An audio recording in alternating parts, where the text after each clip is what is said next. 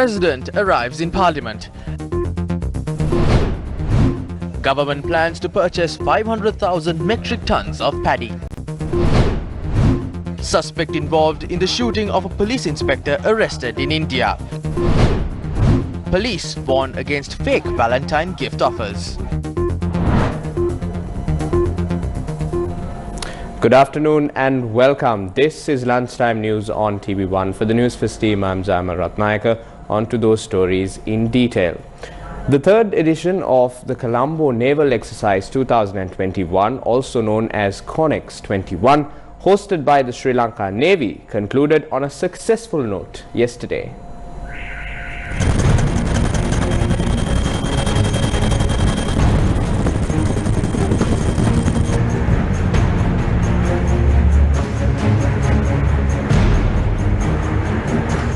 Among a wide array of serials performed during CONEX 21, Action Station, Replenishment at Sea RAS, Towing, Firefighting on Board, Vertical Replenishment, Formations and Ship Maneuvers, Rappelling and Visit Board Search and Seizure by Special Boat Squadron personnel, day and night surface and anti-air firing exercises and communication exercises took the center stage.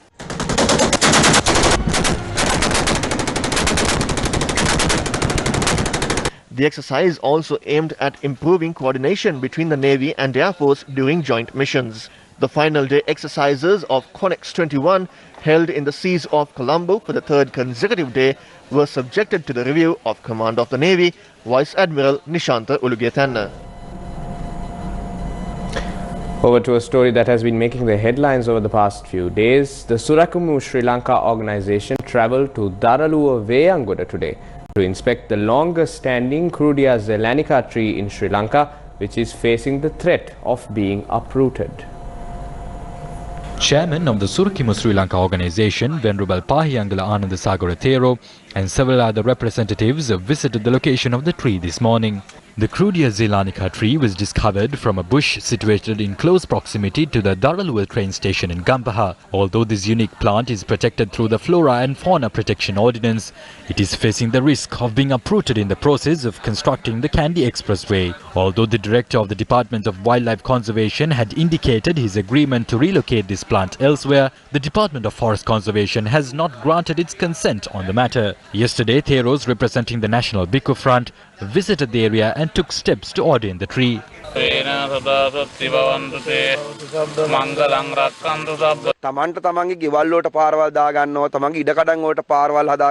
Some individuals are constructing roads leading to their homes and lands.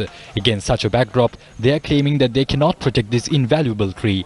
Therefore, we wish to point out that this tree is invaluable. It entails matters surrounding the country's history, diversity and environmental value. The government must take steps to protect the environmental value of this country. තියෙන පාරිසරික වටිනාකම. ඒ නිසා මේ වටිනාකමට අවශ්‍ය කරන රැකවරණය ලබා දීමයි රාජ්‍යයෙන් සිද්ධ විය යුතුයි. Shifting our attention to news from Parliament, Minister of Agriculture Mahindananda Aluthgamage notified the House today the government will be purchasing 500,000 metric tons of paddy. President Gotabaya Rajapaksa was also present at the House this morning when parliamentary sittings commenced.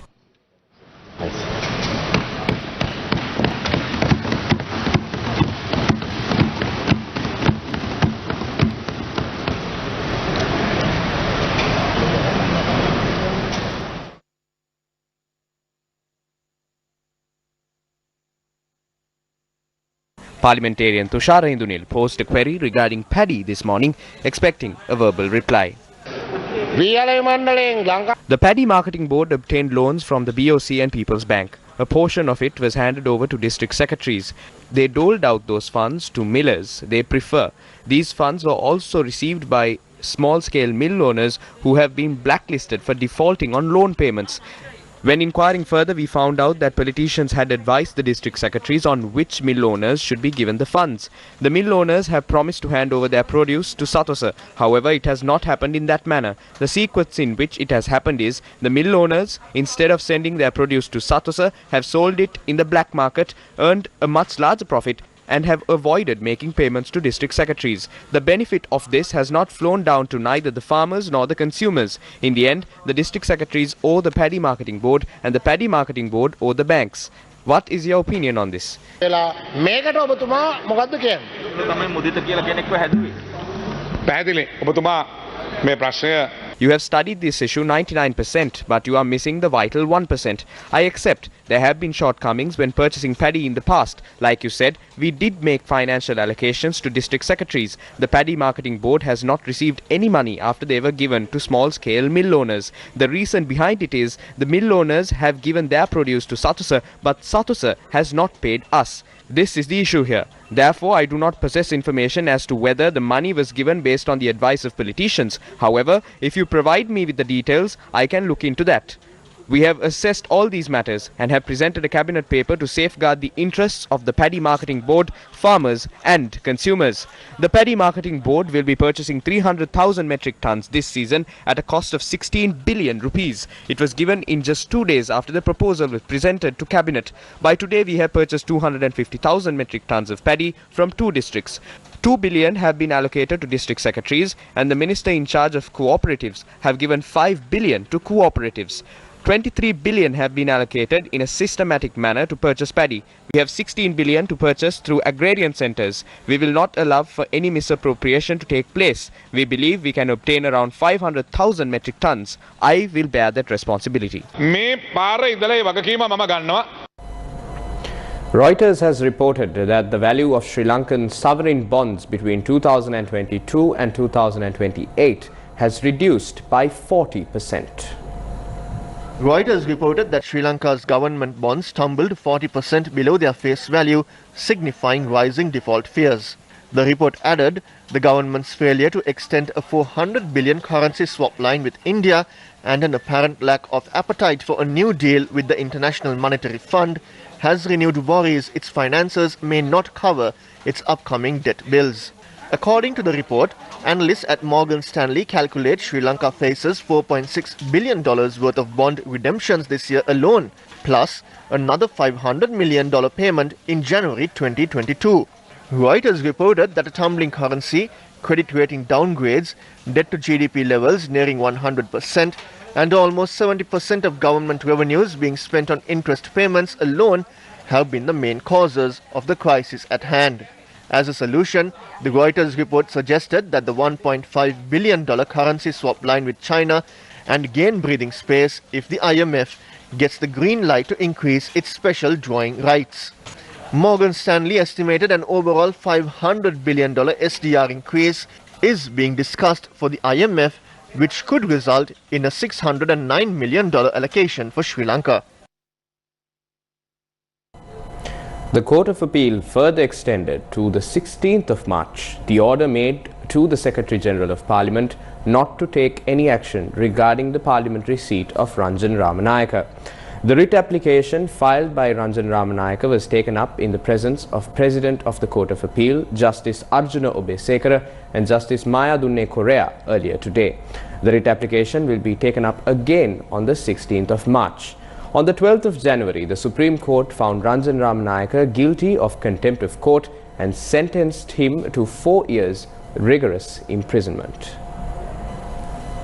In more news, Mohammad Nawaz, a suspect wanted for shooting a group of police narcotics bureau officers, including Inspector of Police Newmal Rangajiva, has been arrested in India.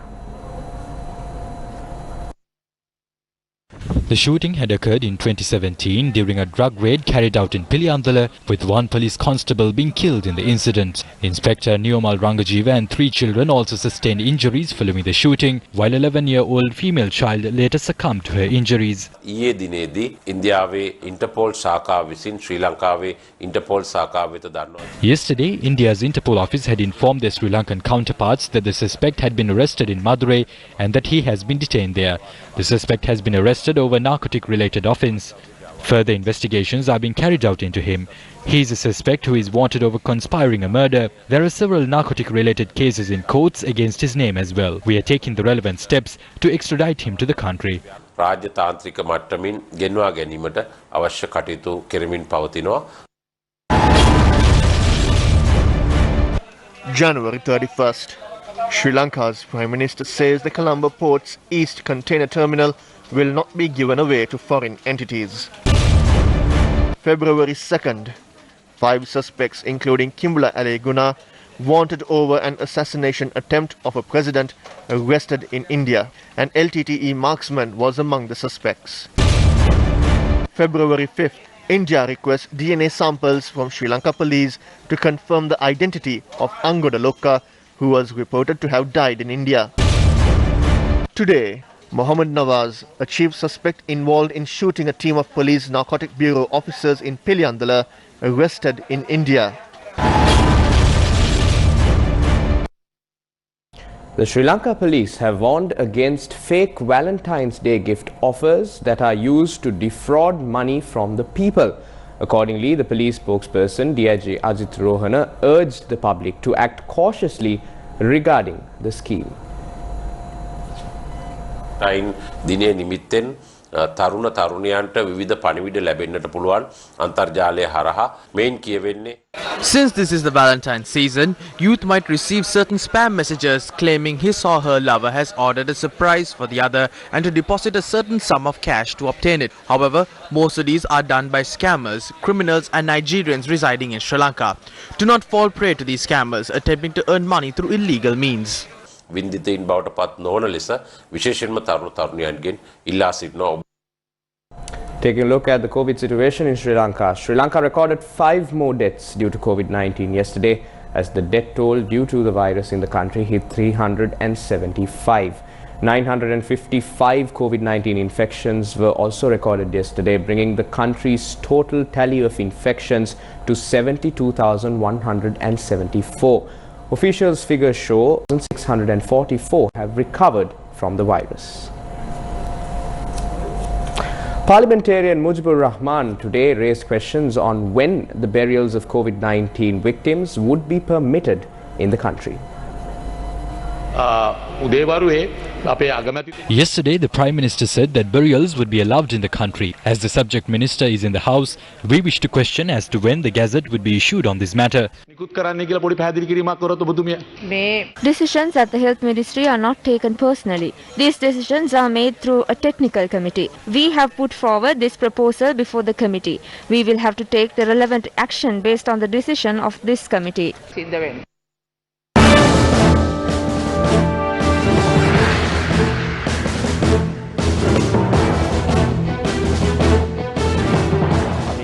ලැබුණු ප්‍රවෘත්තියක් සමගයි සජීවීව සම්බන්ධ වන්නේ කොළඹ කොටස් වෙළඳපොළ පිළිබඳවයි මේ තොරතුරු වාර්තා වන්නේ. කොළඹ කොටස් වෙළඳපොළ කටයුතු අද දවසේදී తాවකාලිකව අවස්ථා දෙකකදී අත්හිටුවීමට සිදු වුණා. ඒ අනුව මේ වන විට දහවල් 12:48 දක්වා කාල සීමාවක් කොටස් වෙළඳපොළ ගනුදෙනු తాවකාලිකව අත්හිටුවීමට සිදු වී තිබෙනවා. මීට හේතු වී තිබෙන්නේ කොටස් වෙළඳපොළ දර්ශකයන් කියන්නේ ගනුදෙනු සිදුවෙන ආකාරයේ දර්ශකයන් වල අගයන් පහත වැටීම. මේ දර්ශකවල අගයන් පහත වැටුනාම ස්වයංක්‍රීයව ගනුදෙනු අත්හිටුවීම සිදුවෙන ආකාරයට තමයි කොළඹ කොටස් වෙළඳපොලේ කටයුතු සිදු වෙන්නේ. දවස් 5ක කාල සීමාවක් ඇතුළත මේ අයුරින් කොළඹ කොටස් වෙළඳපොළ අවස්ථා 4කදී මේ දෛනික දර්ශක පහත වැටීම නිසා తాවකාලිකව කටයුතු අත්හිටුවීමට සිදු වෙලා තිබෙනවා. අද දවසේදී අද උදෑසන කාලයේදී පැය භාගයක කාලයකට කටයුතු අත්හිටුවෙන්නට සිදු වුණා. එම අවස්ථාවේදී ප්‍රමුඛ පෙළේ සමාගම්වල කොටස් ගනුදෙනු සිදුවෙන ආකාරයේ පිළිබඳව අවබෝධයක් ලබා ගන්නට පුළුවන් දර්ශකය වෙන SNPSL20 කියන දර්ශකය අගයන් 105ක් දක්වා පහත වැටුණා. මේ 105ක පහත වැටීම නිසා අද උදෑසන කාලයේදී පැය භාගයක කාල සීමාවකට, ඒ කියන්නේ උදෑසන 11:45 සිට 12:45 දක්වා කොටස් වෙළඳපොළ කටයුතු తాවකාලිකව අත්හිටුවීමට සිදු වුණා. නැවතත් ඊට විනාඩි කිහිපයකට පසුව කාල සීමාවකට පසුව යලිත් මේ දර්ශක අගයන් පහත වැටීම නිසා දැන් 12:48 දක්වා කොළඹ කොටස් වෙළඳපොළේ කටයුතු తాවකාලිකව අත්හිටුවා තිබෙනවා. මේ අයුරින් කොටස් වෙළඳපොළ දර්ශකයන් පහත වැටෙමින් තිබෙන්නේ පසුගිය කාල සීමාවේදී මීට සති කිහිපයකට කලින් සීග්‍රේන් කොටස් වෙළඳපොලේ ඉහළ ගිය දර්ශක අගයන්. කොටස් වෙළඳපොළ තුළ සිදු වූ ප්‍රමුඛ පෙළේ ගනුදෙනු කිහිපයක් නිසා ශීඝ්‍රයෙන් දර්ශක ඉහළ ගියා. නමුත් මේ වන විට සතියක කාල සීමාවකදී අවස්ථා 4කදී මේ දර්ශක අගයන්, ඒ කියන්නේ මේ ගනුදෙනු සිදුවෙන ආකාරයේ පිළිබඳව අවබෝධයක් ගන්න පුළුවන්. මේ දර්ශක පහත වැටීම නිසා අවස්ථා 4කදී සතියක් තුළ කොටස් වෙළඳපොළ කටයුතු తాවකාලිකව අත්හිටුවීමට සිදු වී තිබෙනවා. මේ සම්බන්ධයෙන් සවිස්තර වාර්තාවක් අපි ඉදිරි ප්‍රවෘත්ති තුලින් ඔබ වෙත ගෙනෙන්නට සූදානමින් සිටිනවා. In a special news alert we just received, the Sri Lanka stock market has halted for the 4th time in 5 days twice today as the S&P SL20 index dove 7.5% with the ASPI or the all share price index down close to 6%. At 11:45 a.m. today, CSC's regular trading halted for 30 minutes due to the S&P SL20 index dropping over 5% from the previous close. Thereafter, the trading at the CSC halted for the second time for another 30 minutes due to the S&P SL20 index dropping over 7.5% from the previous close.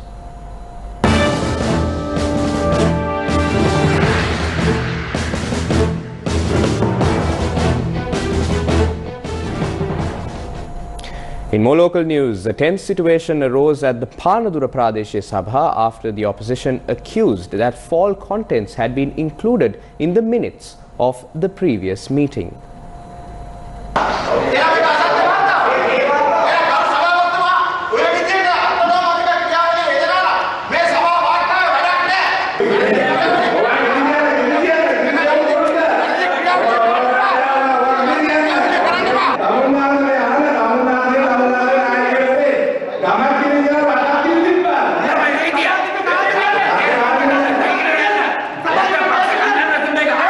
The minutes of the Panadura Pradesh Sabha's last meeting were passed by a majority of 10 votes during the session. Former parliamentarian R. Gajendran has said that attempts are afoot to slash the working days of estate workers while increasing their daily wage to 1,000 rupees.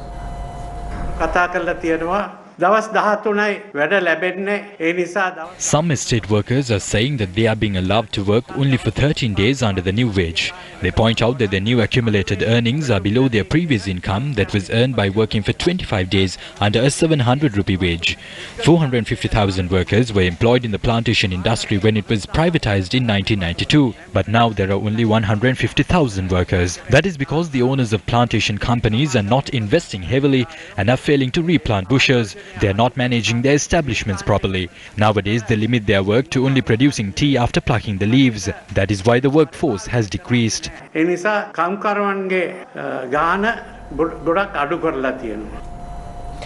Jatika Jana Balawege or the National People's Power recommends an overhaul of economic policies in order to recover from the current economic crisis. Now this recommendation was made during a forum held in Negombo yesterday.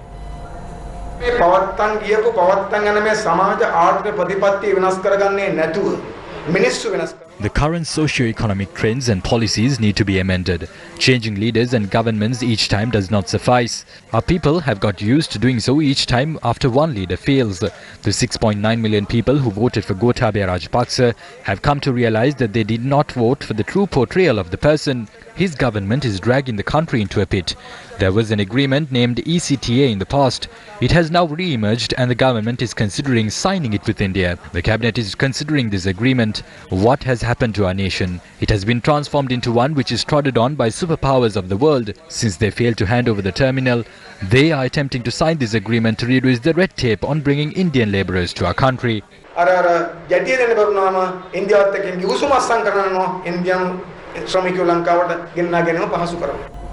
And that's a wrap of lunchtime news on TV1. For the Newsfirst team, I'm Zaima Ratnayaka. Also tune in to TV1 tonight for primetime news on TV1 for a comprehensive and detailed report of all these stories and much more. Take care, stay safe and have yourself a good day.